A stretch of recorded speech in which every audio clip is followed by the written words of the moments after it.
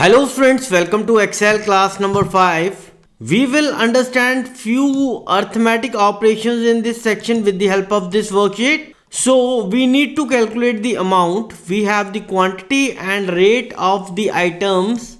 So for that we will use multiplication operator to calculate the amount.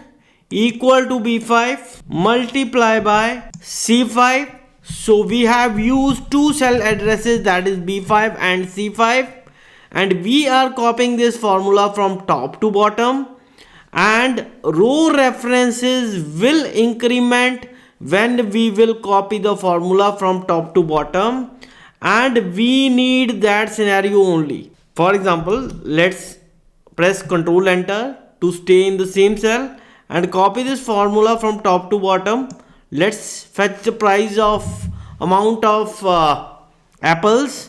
So the formula is B6 into C6. So we need the quantity and rate of apples to calculate the amount, and that is in cell B6 and C6. So cell addresses are working correctly. We will copy this formula till the end and we will get the result. So this is basic multiplication operator, and if we need to count the number of items, for that we will use the formula equal to count A.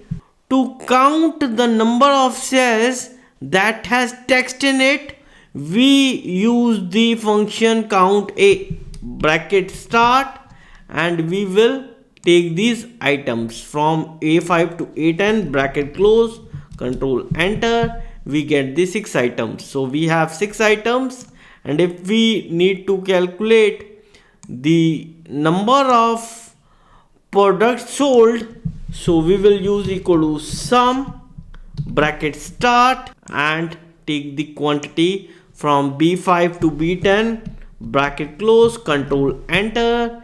We get the quantity of all the products sold, and if we want to fetch the total amount, we will again use sum formula equal to sum, bracket start, amount from D5 to D10, bracket close, control enter.